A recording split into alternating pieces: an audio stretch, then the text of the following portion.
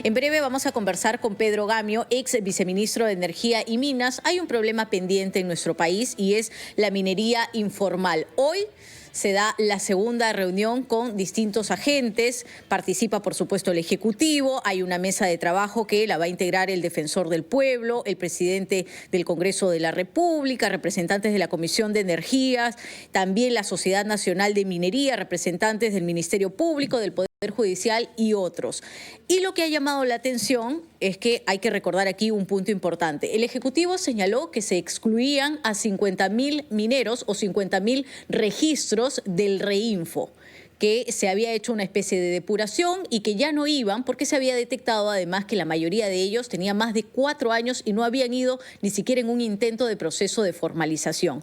Y otros 30.000 sí quedaban en un camino que todavía es bastante largo. Esta mesa técnica tiene que ver justamente esos acuerdos, pero ha llamado también la atención que el representante o el presidente de la CONFEMIN, el señor Máximo Franco Becker, señale, luego de participar en la primera reunión que fue el día lunes, y lo dijo además aquí en RPP, que mientras no se reponga o no se reintegre a estos 50.000 mineros al Reinfo en este plazo de 60 días calendarios mientras dura la mesa técnica, había la posibilidad de que nuevamente se vayan a medidas de fuerza, bloqueos de vías, etcétera. Así que hablamos de este tema con el señor Pedro Gamio, ex viceministro de Energía y Minas. Buenos días, bienvenido.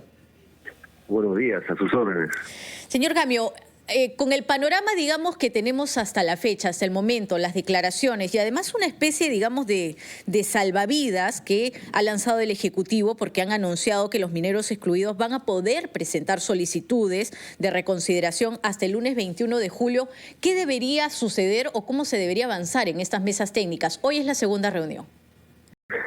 Bueno, hay mucha preocupación por eso, porque no es que se quiere hacer que los 50.000 casos sean revisados con mayor cuidado, porque puede haber error, porque se sabe que no han movido ningún avance en sus expedientes y han tenido todo el tiempo del mundo para hacerlo, porque hay un problema. El principal tema crítico acá es la minería ilegal.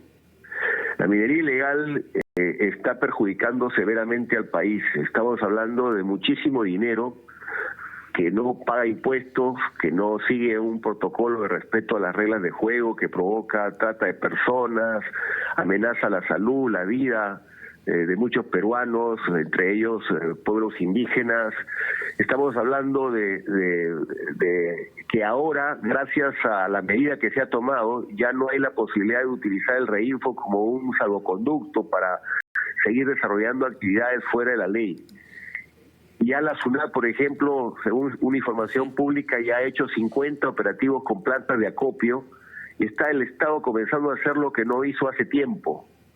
Porque estamos hablando de mucho dinero que está perjudicando al país, porque con los precios actuales del cobre y el oro deberíamos tener una tasa de crecimiento tal como se tuvo el año 2008-2009, que el Perú llegó a crecer 10% anualmente.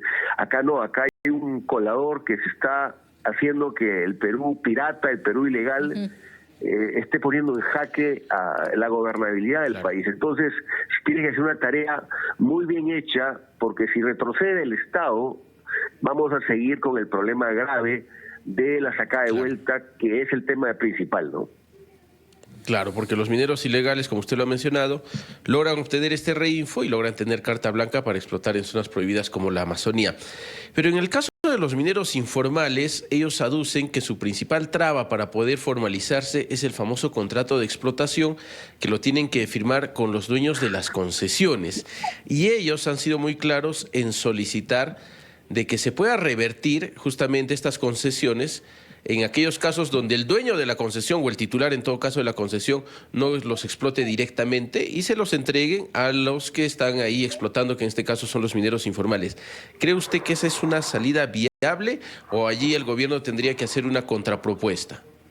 A ver, hablemos de ese caso. Son de los 31.650 que han pasado, son 16.000 que están en esa situación, o sea, la mitad. La mitad está con el problema que depende de el acuerdo que tenga con o una gran empresa o pequeños mineros que sí tienen título. La mayoría son pequeños mineros que sí tienen título que sí tienen concesión minera. Entonces, ahí viene el razonamiento. ¿Es factible un acuerdo con el titular de la concesión? Estamos hablando que la mayoría son pequeños mineros con título, con concesión vigente, y en el caso de de un porcentaje menor es la gran empresa. La respuesta es, bueno, ¿ha habido acuerdos anteriores? ¿No ha habido acuerdos anteriores? ¿Cómo se ha tolerado la presencia de estas personas explotando un área que tiene un título vigente? Hay varias salidas que el derecho permite. Por ejemplo, en el mundo de los inmuebles, cuando usted tiene un inquilino que se le venció el contrato, se vuelve ocupante precario. El ocupante precario puede ser desalojado por la vía civil, pero ya no la vía penal, porque ha habido algún tipo de acuerdo preexistente. En cambio, aquel que ocupa ilegalmente algo es un delito penal, eso se llama usurpación. Entonces, cada caso tiene que ser visto con sumo cuidado. ¿Ha habido algún tipo de consentimiento del titular o nunca existió y se ha seguido una denuncia, un procedimiento? Eso, señor Gamio, es decir, ¿el gobierno puede actuar efectivamente como intermediario?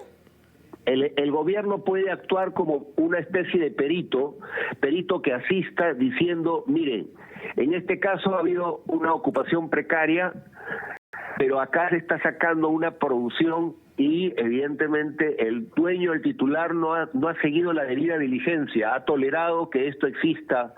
Entonces, veamos una solución.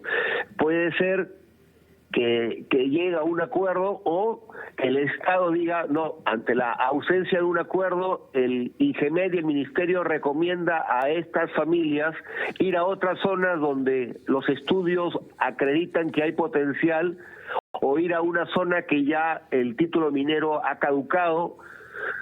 Es decir, hay que hacer un trabajo fino y cada expediente tiene una solución diferente. Pero claro. ¿Y eso quién tendría que hacerlo, señor Gamio? ¿Tendría que hacerlo directamente el Ministerio de Energía y Minas o tendría que encargárselo a las gerencias o direcciones regionales? No. Los gobiernos regionales no tienen capacidad técnica para hacerlo. Ya estuvieron en el cargo muchos años y lamentablemente menos del 2% funcionó. Tiene que ser el Ministerio de Energía y Minas en un trabajo articulado con gobierno digital donde esté la SUCAME, porque la forma que es como se obtiene explosivos también tiene que llegar a un nivel de trazabilidad y de transparencia. Tiene que participar la autoridad ambiental del ministerio para el instrumento ambiental en el que autoriza que esta actividad se desarrolle. Tiene que participar la parte de promoción del ministerio para enseñarles las buenas prácticas. Tiene que ayudarse en su declaración semestral. En pocas palabras, tiene que encauzarse a estas personas por el camino de poner en orden un trabajo. La pequeña minería, la minería artesanal existe en otros países como Chile y se ha logrado que se legalicen. Yo creo que sí es viable. El problema, digamos las cosas con nombre propio, es que se sigue presionando para que la minería ilegal se meta por la ventana, y eso está mal. Pero no se debe retroceder o no se debería entender, digamos, que esta presentación de documentos, esta solicitud o reconsideración que se ha permitido, o se va a permitir, mejor dicho, hasta el lunes 21 de julio, sea un retroceso de parte del Ejecutivo. Mire, yo debo decirle que hay desconfianza porque el Reinfo, tal como ha sido manejado, ha dado cosas increíbles, titulares muertos, concesiones en el mar, concesiones en otros países que no existían. O sea, el Reinfo ha sido un colador y en el fondo ha generado un salvoconducto para la actividad minera ilegal. Entonces, en esta reconsideración, señor Gamio, ¿usted considera que sí podría retornar un gran número de registros que ya han sido excluidos? No, porque tiene que ser debidamente fundamentada la resolución que diga, en este caso sí hay razones para concederle que todavía mantenga el derecho. No puede ser un cheque en blanco. Y el problema es que estamos en un año preelectoral, ¿no? Ahí también podría haber cierto tipo de intereses. Por eso, las cosas se van a saber. Por eso, estamos en un punto de quiebre. el punto de quiebre es muy delicado porque estamos hablando de un inventario de daños. Se le está quitando presupuesto a educación, se le está quitando presupuesto a salud, a seguridad. Estamos hablando, mire, el Instituto Peruano de Economía ha hablado de una cantidad de dólares por año que implica todo el oro que está saliendo sin cumplir con el país. Ese es un tema que nos hace recordar a lo que fue el diamante en África, que provocaba trata de personas, explotación de niños y niñas, muerte y daño tremendo a la naturaleza. El caso del río Nanay, por ejemplo, es una amenaza muy grave hoy sobre la ciudad de Iquitos. La población está tomando agua con metales pesados. Entonces hay necesidad de ponerle punto final a esto, pero también hay que tener un apoyo real al minero artesanal, al pequeño minero que hace las cosas bien, y sí existen esas personas. Perfecto. Pero no puede haber una mezcla porque el agua y el aceite son muy diferentes. Señor Pedro Gamio, muchas gracias por su tiempo aquí en la rotativa del aire en RPP. Muy buenos días. Muchas gracias. Pedro Gamio, ex viceministro